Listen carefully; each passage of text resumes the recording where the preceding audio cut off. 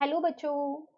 आज मैं आपको क्लास 10th का चैप्टर नंबर 1 की एक्सरसाइज 1.1 कराऊंगी। ठीक है, तो देखते हैं इस एक्सरसाइज में हमको क्या करना है। क्वेश्चन नंबर 1 हमारे पास यहाँ पर है, निम्नलिखित संख्याओं का एचसीएफ ज्ञात करने के लिए यूक्लिड विभाजन एल्गोरिथम का प्रयोग कीजिए। आपको यहाँ पर कुछ संख्याएं दे रखी हैं, तो आपको क्या करना है, एचसीएफ निकालना है। और किससे निकालना है? यूक्लिड विभाजन एल्गोरिथम, इससे निकालना है। ये एक विधि है एचसीएफ निकालने की। ठीक है, चलिए पहले हम समझ लेते हैं कि कैसे निकालेंगे। तो देखो, आपको यहाँ पर दे रखा है 135 दे रखा है एक तो, और आपको यहाँ पर दे रखा है 225। तो सबसे पहले हम देखेंगे इन दोनों में से छोटा नंबर कौन सा है। तो आपको देखने से ही पता चल रहा है कि 135 छोटा है और 225 बड़ा है। ठीक है, तो अब हम क्या करेंगे, इनको भाग करेंगे। तो यहाँ पर मैंने 135 लिख दिया और यहाँ पर 225 लिख दिया, तो ये 1 पे ही होगा। तो आप देखो, जब आपने 225 और 135 इन दोनों का भाग किया, तो आपने यहाँ देखा कि जो आपके पास शेषफल है वो 90 बच गया है। बच गया ना 90? तो इसको आप ये लिख सकते हो।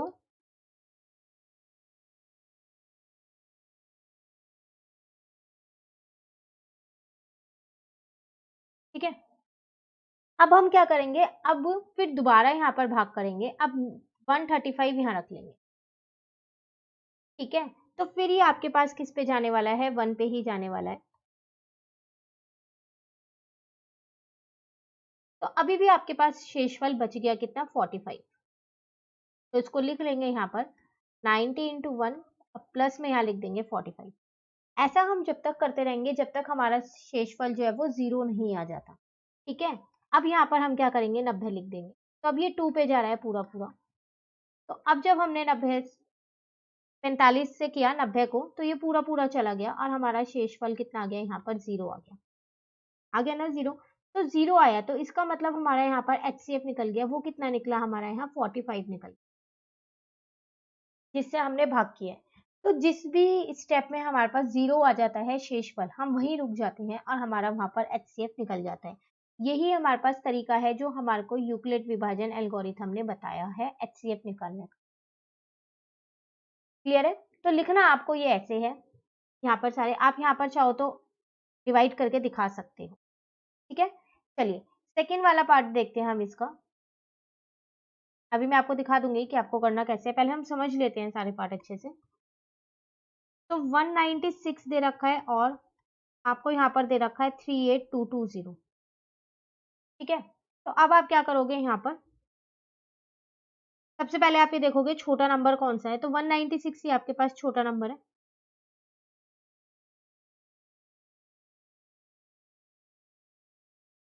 तो यहाँ पर मैंने 196 लिख दिया, यहाँ 38220 लिख दिया। ठीक है, तो इसे पहले पहले पे किया 196, सिर्फ भाग कर रूम है और कुछ नहीं कर रही यहाँ पर। तो मेरा यहाँ पर बचा 186। अब अब आप देखो, यहाँ पर ये दोबारा भाग नहीं बनाओगे। क्यों? क्योंकि अभी आपके पास यहाँ पर 2 बचा है, जिसको आप नीचे यहाँ लिख सकते हो। लिख सकते हो ना? तो अब आप 196 पे देखोगे, 196 की टेबल में 1862 से छोटा नंबर कौन सा आता है। तो अगर आप 196 को 9 से इंटू करो, तो आपके पास यहाँ आ जाएगा 1764। अब आप माइनस कर दोगे 1764 में से 1862 को, तो आपका आएगा 98। और यहाँ से अब आप 0 उतार लोगे। ठीक है, अब आप 196 की टेबल में देखोगे कि 980 से छोटा नंबर कोई है या फिर 980 आता है? नहीं आता। तो बिल्कुल आता है, ये 5 पे आता है 980। तो आप देखो, इसको आपने 196 से जब इसे भाग किया, तो एक ही बार में यहाँ पर 0 आ गया है पूरा। तो हम इसको यहाँ लिख देंगे 38220 इज इक्वल टू 196 इंटू में 195 प्लस का 0। तो मेरा यहाँ पर एचसीएफ कितना हो जाएगा? इस केस में मेरा एचसीएफ हो जाएगा 196। क्लियर हुआ? तो जब तक आपका 0 नहीं आता तब तक आपको भाग करते रहना है। जैसे ही 0 आ जाएगा आप वहां पर रुक जाओगे। ठीक है, और जिससे फिर आपने लास्ट में भाग किया होगा वो आपका एचसीएफ आ जाएगा। ठीक है, तो ये मैंने यहाँ पर सेकेंड पार्ट आपका ये लिख दिया। उसी तरीके से हमने यहाँ पर थर्ड पार्ट किया, तो सेम वही तरीका लगाया। अब अगर हम देखें 867 और 255 है, तो चलिए यहाँ पर समझ लेते हैं हम पहले।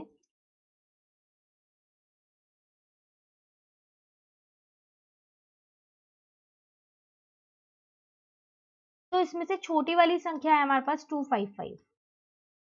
तो चलो अब भाग करते हैं। 255 यहाँ लिखा और 867 यहाँ लिख दिया।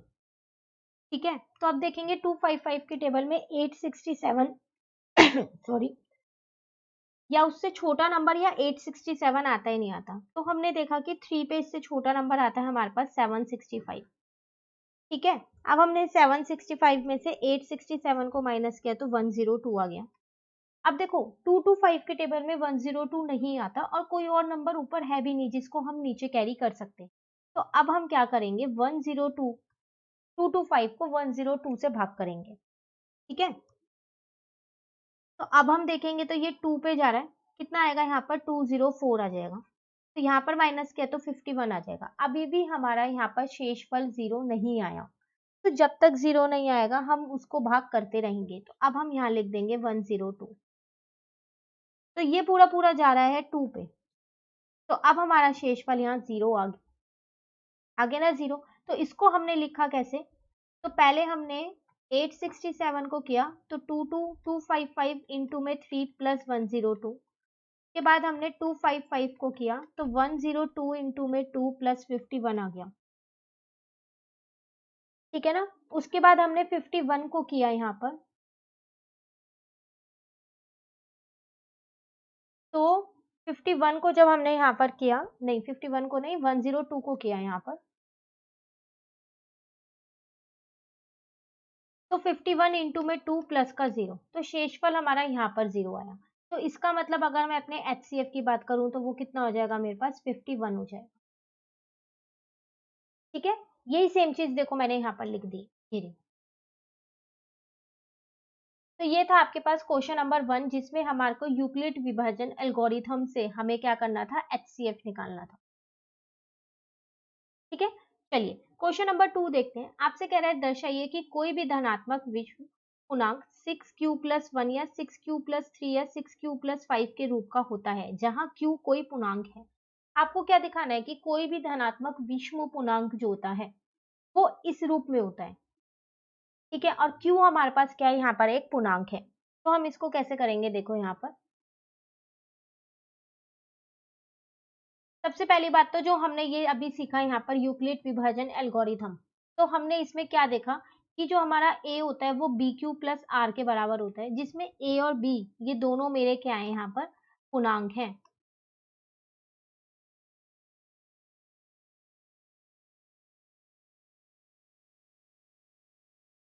ठीक है यहाँ तक। तो देखो अब हम यहाँ पर क्या करेंगे, देखो हमारे को यहाँ पर b का मान दे रखा है, कितना है 6 दे रखा है b का मान, तो हम वही यहाँ पर लिख लेंगे b 6 है। हमेशा याद रखना b जितना भी होता है ना r उससे हमेशा छोटा होता है। मतलब ये 0 से तो बड़ा हो सकता है और 0 के बराबर हो सकता है। ठीक है, लेकिन अगर हम बात करें तो ये b से हमेशा छोटा होता है। तो r मेरा क्या क्या हो सकता है यहाँ पर, या तो 0 हो सकता है या 1 हो सकता है या 2 हो सकता है या 3 हो सकता है या 4 हो सकता है या 5 हो सकता है, बस इसके बाद अब r नहीं हो सकता। क्यों, क्योंकि b का मान जो है वो मुझे 6 दे रखा है। ठीक है, चलिए अब हम क्या करते हैं, एक एक करके यहाँ पर मान रख के देखते हैं।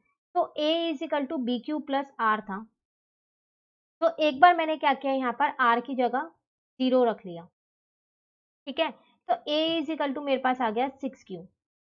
एक बार मैंने यहाँ पर r की जगह पर 1 रख दिया, r का मान, तो a = 6q+1 आ गया क्योंकि b का मान हमारे पास 6। ठीक है, एक बार हमने यहाँ पर r का मान 2 रख दिया, तो a = 6q+2 आ गया। ठीक है, फिर एक बार हमने r का मान यहाँ पर 3 रखा, तो a = 6q+3 आ गया। फिर हमने एक बार r का मान यहाँ पर 4 रखा, तो a = 6q+4 आ गया। लास्ट हमने यहाँ r का मान 5 रखा, तो a = 6q+5 आ गया। अब आपको इसमें क्या दिखाना था कि जो भी धनात्मक विषम पूर्णांक होते हैं वो इस रूप में होते हैं, 6q+1, 6q+3 और 6q+5। ठीक है ना, तो चलिए देखते हैं। तो अगर आप यहाँ पर देखो तो ये आपके पास सम संख्या है। क्यों, क्योंकि आप इसमें से 2 को उभयनिष्ठ कर सकते हो, तो 3q बचेगा अंदर, तो ये आपके पास क्या है, सम संख्या। यहाँ पर अगर आप देखो तो आप यहाँ पर 2 को उभयनिष्ठ नहीं कर सकते, तो ये आपके पास यहाँ पर विषम संख्या है। उसी तरीके से अगर आप इसमें देखो तो आप इसमें से 2 को उभयनिष्ठ कर सकते हो, तो 3q + 1 बचेगा, तो ये आपके पास सम संख्या आ जाएगा। फिर इसमें आप 2 को उभयनिष्ठ नहीं कर सकते, तो ये आपके पास विषम संख्या है ना। जिसमें हम 2 को उभयनिष्ठ नहीं कर सकते वो विषम संख्या ही होती है, इसका मतलब वो 2 की टेबल में नहीं आती। यहाँ से अगर मैं 2 को उभयनिष्ठ करना चाहूँ तो बिल्कुल कर सकती हूँ, 3q + 2 आएगा, तो इसका मतलब ये मेरी सम संख्या, ठीक है। और अगर यहाँ से देखूं तो ये उभयनिष्ठ नहीं हो रहा है यहाँ पर 2, तो ये मेरी विषम संख्या। तो आपको यहाँ पर यही तो दिखाना था कि जो आपकी विषम संख्या होती है वो इस रूप में होती है, 6q + 1, 6q + 3 और 6q + 5। तो देखो ये सब आपकी विषम संख्या है, ठीक है ना। तो यहाँ पर आपने ये दिखा दिया कि 6q + 1, 6q + 3 और 6q + 5 जो है वो हमारी विषम संख्या ही होती है, ठीक है। चलिए क्वेश्चन नंबर 3 पे आते हैं। यहाँ पर कह रहा है किसी परेड में 616 सदस्यों वाली एक सेना की टुकड़ी जो 32 सदस्यों वाले एक आर्मी बैंड के पीछे मार्च करना है।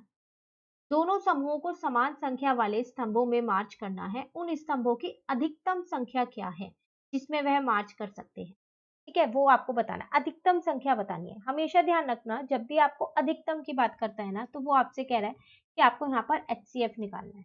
HCF निकालेंगे तभी हमारा यहाँ पर क्या होगा, आंसर आ पाएगा, ठीक है। देखो आपके पास यहाँ एक सेना है जिसमें 616 सदस्य हैं, एक और सेना है जिसमें कितने 32 सदस्य हैं। तो अब ये दोनों समूह जो हैं इनको समान संख्या वाले स्तंभों पर मार्च करना है। आपको ये बताना है कि एक स्तंभ में कितने अधिकतम संख्या होगी इनकी, ठीक है। तो अब हम बताएंगे कैसे, देखो यहाँ पर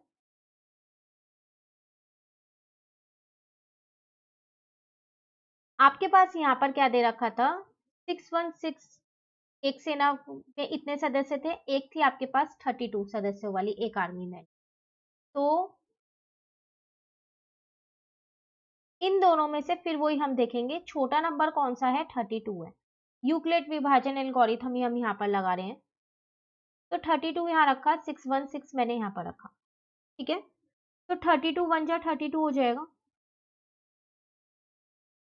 तो यहाँ पर आपके पास बचा 296 यहाँ पर हमने नीचे लिख लिया। अब 32 की टेबल में हमें ये देखना है 296 या इससे छोटा नंबर आता है या नहीं आता। तो 32 9 जा हम करें तो हमारा 288 आता है, ठीक है। अब 296 में से 288 को माइनस कर देंगे तो 8 बचा। अब 32 की टेबल में तो 8 नहीं आता, तो इसका मतलब अभी हम इसको यहाँ लिख लेते हैं, 616 इज इक्वल टू 32 इंटू 19 + 8। आप देख लो शेषफल आपका 0 नहीं आया, तो फिर आप क्या करोगे, आप दोबारा यहाँ पर भाग करोगे, ठीक है। तो 32 4 जो आपके पास, सॉरी 8 4 जो आपके पास 32 आ जाएगा। तो 32 इज इक्वल टू 8 इंटू 4 + 0, तो शेषफल 0 आ गया।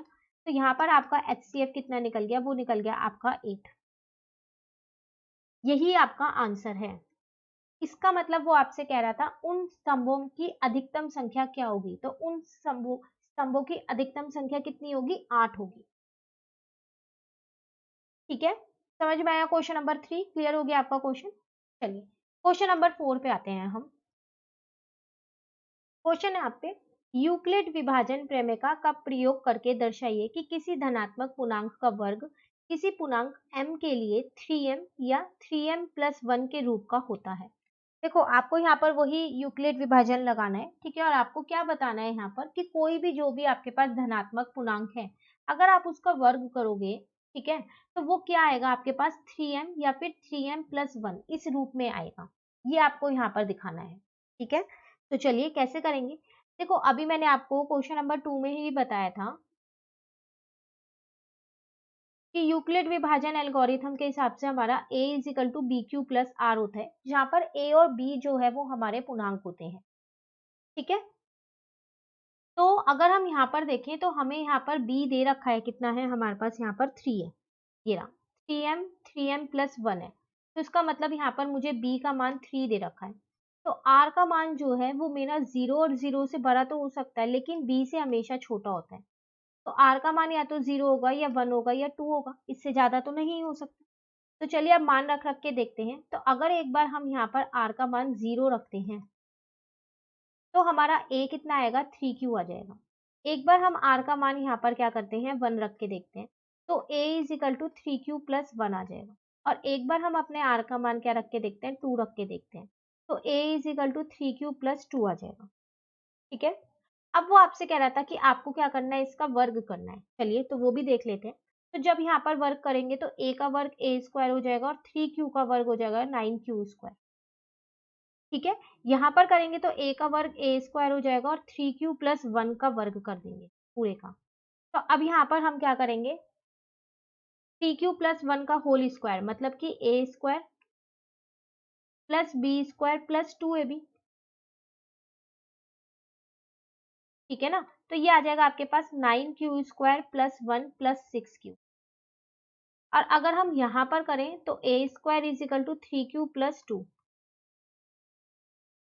तो a square is equal to फिर वही आ जाएगा यहाँ पर 3q का होल स्क्वायर प्लस 2 का होल स्क्वायर। इसमें मैंने अपनी आइडेंटिटी लगाई है a प्लस बी के होल स्क्वायर की। ठीक है, और यहाँ पर आ जाएगा हमारे पास 2, a की जगह a का मान, b की जगह b का मान। ठीक है, तो a स्क्वायर कितना आ जाएगा 9q स्क्वायर प्लस का 4 प्लस 2 इंटू 2 4 3 जा 12। यहाँ तक क्लियर है, हमसे वर्क करने को बोला था वो हमने यहाँ पर कर दिया। अब आप देखो यहाँ से आप क्या कर सकते हो, a स्क्वायर ऐसे रहने दो, यहाँ से 3 उबेनिस्ट कर लो तो 3q स्क्वायर आपके पास अंदर बचेगा। ठीक है, उसी तरीके से आप पहले यहाँ पर a स्क्वायर लिख दो। अब आप इसमें क्या करो, यहाँ पर a स्क्वायर, अब इन दोनों को आप क्या करो, इन दोनों को एक साथ लिख लो 9q स्क्वायर और 6q को, 1 को वहीं छोड़ दो। अब इन दोनों में से आप क्या कर सकते हो, 3 उबेनिस्ट कर सकते हो, तो 3q स्क्वायर प्लस का यहाँ पर क्या बचेगा आपके पास 2q बचेगा, ये प्लस 1 ऐसे है। उसी तरीके से आप यहाँ पर क्या कर सकते हो, 9q स्क्वायर प्लस 3 प्लस 1 आप 4 को लिख सकते हो और ये 12q ऐसी है। अब आप क्या करो, ये 9q स्क्वायर ऐसे ही रहने दो, प्लस 3 प्लस 12q यहाँ कर दो और ये प्लस का 1 पीछे लिख दो। सिर्फ मैंने कुछ नहीं किया, संख्या को आगे पीछे कर दिया है। अब इनमें से मैं क्या करती हूँ, 3 को उबेनिस्ट कर लेती हूँ, तो यहाँ बचेगा 3q स्क्वायर प्लस 1 प्लस का 4q, यही बचेगा। और ये वाला 1 ऐसे ही रहने दो, सिर्फ इन 3 संख्याओं में से मैंने उबेनिस्ट किया है। ठीक है, अब हम नेक्स्ट स्टेप क्या करेंगे, देखो यहाँ a स्क्वायर है, इस पूरे को मैं क्या मान लेती हूँ, m मान लेती हूँ, क्योंकि m भी मेरा एक पूर्णांक था, है ना। यहाँ पर लिखा हुआ है आपके पास m जो है वो किसी पूर्णांक m के लिए, आपको यही दिखाना था m के लिए ये वाले रूप में होगा, तो हम इसको m मान लेते हैं। उसी तरीके से हम क्या करते हैं, ये 3 ऐसे रहने देते हैं, इस पूरे को m मान लेते हैं, तो ये 3m प्लस 1 हो जाएगा। उसी तरीके से इसमें क्या करते हैं, इस पूरे को m मान लेते हैं, तो ये 3m प्लस 1 हो जाएगा। तो आप देखो, जब आप किसी भी धनात्मक पूर्णांक का वर्ग करोगे तो वो किस रूप में आएगा, या तो 3m के रूप में आएगा या 3m प्लस 1 के रूप में आएगा। किसी भी धनात्मक पूर्णांक का अगर आप वर्ग करते हो तो वो आपके पास इस रूप में आ जाएगा। तो ये थी आपके पास यूक्लिड विभाजन एल्गोरिथम से आपको ये दिखाना था। ठीक है, चलिए क्वेश्चन नंबर 5 पे आते हैं, लास्ट क्वेश्चन है, फिर हमारी एक्सरसाइज कंप्लीट हो जाएगी। तो यूक्लिड विभाजन प्रमेय का प्रयोग करके दर्शाइए कि किसी धनात्मक पूर्णांक का घन 9m 9m प्लस 1 और 9m प्लस 8 के रूप का होता है। तो देखो सेम ऊपर वाला ही क्वेश्चन है, लेकिन यहाँ पर आपसे क्या कह रहा है, इसमें आपको क्या करना है, यहाँ पर घन करना है और ऊपर वाले में आपको वर्ग करना था, बस दोनों में यही फर्क है। ठीक है, चलिए करते हैं हम यहाँ पर।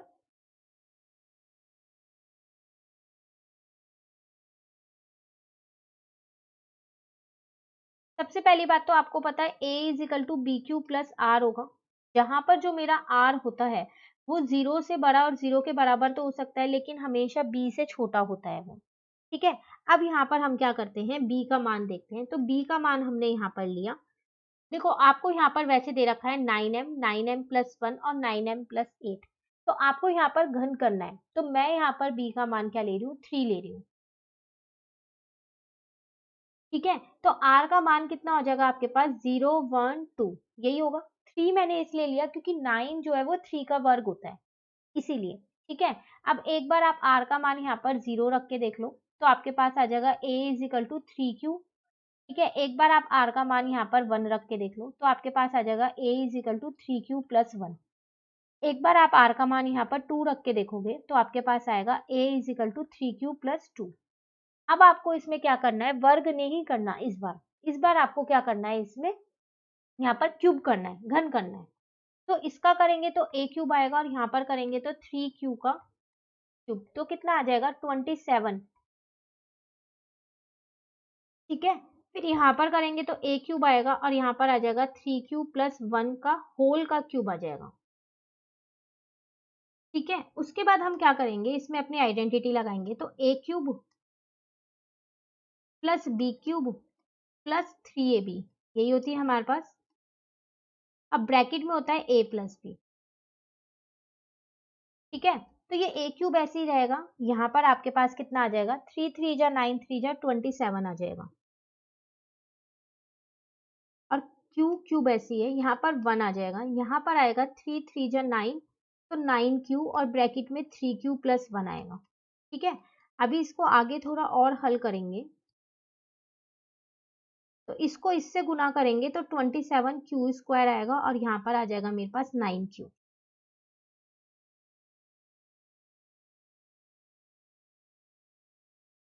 मैंने इस 1 को साइड में लिख लिया, बाकी ये तीनों एक साथ लिख दिए। ठीक है, अब उसी तरीके से हम इसका भी यहाँ पर करके देख लेते हैं। देखो, तो a क्यूब हो जाएगा, और यहाँ पर आ जाएगा 3q प्लस 2 का होल क्यूब आ जाएगा। फिर वही हम यहाँ पर क्या करेंगे, a cube plus b cube plus 3ab plus ab, यही लगाएंगे। तो चलिए यहाँ पर करते हैं, तो a cube plus b cube plus 3ab, और ब्रैकेट में आ जाएगा यहाँ पर a प्लस b। ठीक है ना, तो a क्यूब आपके पास यहाँ पर इज इक्वल टू में कितना आ गया, तो यहाँ पर आ जाएगा 27q का क्यूब। अब 2 का क्यूब करेंगे तो आपके पास यहाँ पर 8 आ जाएगा। ठीक है, प्लस 3 3 जा 9 2 जा 18q आ जाएगा, और ब्रैकेट में 3q प्लस 2 ऐसी है। ठीक है, फिर a cube is equal to 27 a cube आ गया, यहाँ q क्यूब आ गया प्लस 8 प्लस 18 को अब आप क्या करोगे, 3 से मल्टीप्लाई करोगे, तो आपके पास आएगा 54q स्क्वायर। ठीक है ना, 18 3 जा आपके पास हो जाएगा यहाँ पर 54। 18 को अब आप क्या करोगे, यहाँ पर 2 से मल्टीप्लाई करोगे, तो आपके पास आ जाएगा 36q। ठीक है, अब देखो, अब आपको अगला स्टेप क्या करना है, आपको किस रूप में दिखाना था इनको, 9m प्लस 1 और 9m प्लस 8 के रूप में। तो कैसे निकालेंगे, यहाँ से आप क्या करो, यहाँ से उभयनिष्ठ कर लो किसको, ये a cube is equal to, यहाँ पर भी a क्यूब है, तो यहाँ से मैंने 9 को उभयनिष्ठ कर लिया, तो 3q क्यूब आ गया। ठीक है, उसी तरीके से यहाँ भी a क्यूब है। अब देखो, इन तीनों संख्या में से आप क्या करो, यहाँ पर 9 को उभयनिष्ठ कर लो, कर सकते हो, तो यहाँ पर आ जाएगा 3q क्यूब प्लस यहाँ पर आ जाएगा आपके पास 3q स्क्वायर, प्लस यहाँ पर आपके पास कितना आ जाएगा q, और ये प्लस का 1 ऐसे। उसी तरीके से अब आप इसमें भी कर लो, तो आप क्या करो, पहले इसको ऐसे लिख दो, 27q cube plus 54 9q plus 36q plus 8 मैंने पीछे लिख दिया। ठीक है, अब आप यहाँ से क्या करो, इन तीनों संख्या में से 9 को उभयनिष्ठ कर लो। ठीक है, एक सेकेंड, तो अब आप देखो, यहाँ पर आपके पास क्या बचेगा, 27 में से 9 चला गया तो 3 बचेगा, और क्यू क्यूब ऐसी है। ठीक है, 54, तो 9 6 जो होता है, तो यहाँ पर बचा 6q स्क्वायर। अब 9 4 जा 36 होता है, तो यहाँ 4q बचा, और ये प्लस का 8 ऐसी है, क्योंकि इसमें से आपने 9 को बेनिश नहीं किया। ठीक है, अब आप यहाँ पर क्या करो, a क्यूब जो है वो आपके पास कितना आ गया, 9m आ गया, इस पूरे को हमने m मान लिया। उसी तरीके से यहाँ पर a cube is equal to 9, इस पूरे को मैंने क्या किया, m मान लिया, तो 9m प्लस 1 आ गया। फिर a cube is equal to, इस पूरे को मैंने क्या किया, m मान लिया, क्योंकि m मेरा एक पूर्णांक है, 9m प्लस 8। तो देखो, आपको यही तो दिखाना था कि किसी भी अगर आप धनात्मक पूर्णांक का घन करते हो, तो वो 9m प्लस 1 या 9m प्लस 8 के रूप का होता है। तो आप देखो, जब आपने किसी भी धनात्मक पूर्णांक का, इस पूरे का किसी भी धनात्मक पूर्णांक का आपने घन किया तो वो किस रूप में आया आपके पास, या तो 9m आया, या 9m+1 आया, या 9m+8 आया। यही आपको यहाँ पर दिखाना था और यही हमारा यहाँ पर हमने यहाँ पर दिखा दिया। ठीक है, तो समझ में आया, दोनों ही क्वेश्चन एक जैसे थे, 4 वाला भी और 5 वाला भी। ठीक है, आपको सिर्फ क्या करना था, इसमें यूक्लिड विभाजन एल्गोरिथम इसका ध्यान रखना है, जो कि हमारे पास होता है a = bq+r, और r जो है वो हमेशा b से छोटा होता है। ठीक है, ये b का मान आपको क्वेश्चन में देगा ही देगा अक्सर। यहाँ पर 9 नहीं लेंगे, क्यों? क्योंकि 9 जो है वो 3 का वर्ग होता है, इसलिए हमने इसको 3 से किया। और यहाँ पर 3 हमने इसीलिए लिया था क्योंकि यहाँ तो हमें वर्ग करना ही था, यहाँ हमें घन करना है। ठीक है, तो ये थी हमारे पास छोटी सी एक्सरसाइज 1.1 जो हमारी कंप्लीट हो गई है। अब नेक्स्ट क्लास में हम इसकी एक्सरसाइज 1.2 समझें। तो अगर आपको ये वीडियो अच्छी लगी तो आप इसको लाइक ज़रूर कीजिएगा और मेरे चैनल को सब्सक्राइब कीजिए। Thank you.